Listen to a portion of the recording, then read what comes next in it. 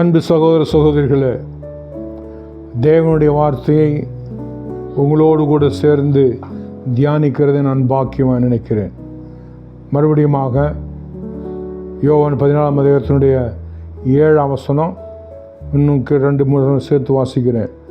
7ஆம் வசனம் இப்படி சொல்லுகிறது: என்னை அறிந்தீர்களானால், இயேசுவாகிய என்னை அறிந்தீர்களானால் என் பிதாவை அறிந்திருப்பீர்கள். இது முதல் நீங்கள் அவரை அறிந்தும் அவரை கண்டும் இருக்கிறீர்கள் என்றார். பின்பு அல்லது பிலிப்பு இயேசுவை நோக்கி, ஆண்டவரே, பிதாவை எங்களுக்கு காண்பியும், அது எங்களுக்கு போதும் என்றார். 9ஆம் வசனம், அதற்கு இயேசு, பிலிப்புவே, இவ்வளவு காலம் நான் உங்களோடு கூட இருந்தும் நீ என்னை அறியவில்லையா? என்னை கண்டவன் பிதாவை கண்டான். அப்படி இருக்க பிதாவை எங்களுக்கு காண்பியும் என்று நீ எப்படி சொல்லுகிறாய்? பிரியமானவர்களே, இந்த 6, 7, 8 இந்த வசனத்தில், இந்த 4-5 வசனத்தில் இன்னொரு சத்தியத்தை ஆண்டவர் இந்த சீஷர்கள் மூலம் உலகத்தில் இருக்கிற எல்லாருக்கும் சொல்லுகிறார். அது என்னது?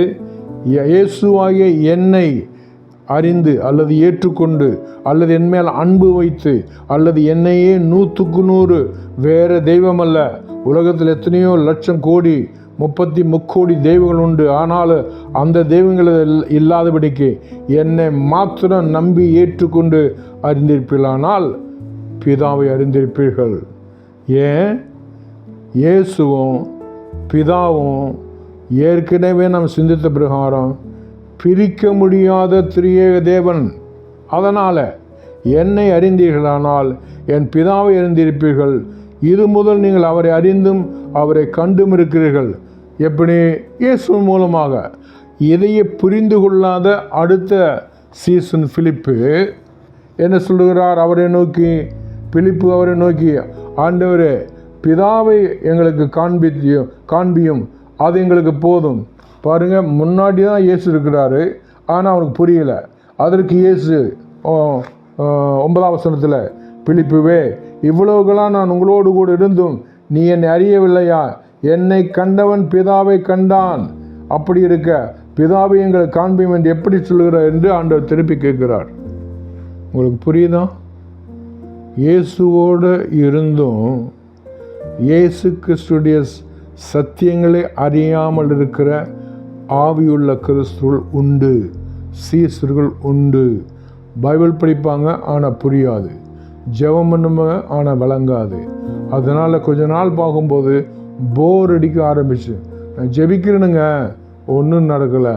நான் பைபிள் படிக்கணுங்க, ஒன்றும் நடக்கலை. சர்ச்சுக்கு போகிறேனுங்க, என்னமோ தெரியும். பிரியமானவர்களே, அப்படிப்பட்ட கிறிஸ்துவலாம் யாரும் இங்கே இருக்கக்கூடாது. என்னை கேட்டுக்கொண்டிருக்கிற நீங்கள் ஒருவரும் அப்படிப்பட்டலாம் இராதபடிக்கு பிலிப்பு கிட்ட ஆண்ட சொன்ன மாதிரி என்னை அறிந்தவன் பிதாவை அறிந்திருக்கிறான். இயேசுவை இரட்சகராக, மீட்பராக, தேவனாக, மாறாதவராக எப்போ நம்ம விசுவாசிக்கிறோமோ அப்போ அந்த பிதா, அந்த பரிசுத்த ஆவியானவர், முப்பெரிய தேவன் நம்மோடு கூட இருப்பார், நமக்குள்ள இருக்கிறார், நம்மை நடத்துவார். அப்படிப்பட்ட ரகசியத்தை அறிந்த கிறிஸ்துவாய் இருப்பீர்கள் என்று உங்களோடு கூட இணைந்து தேவ கிருபைகளை நடத்துவதா என்று சொல்லி முடிக்கிறேன். ஆமேன்.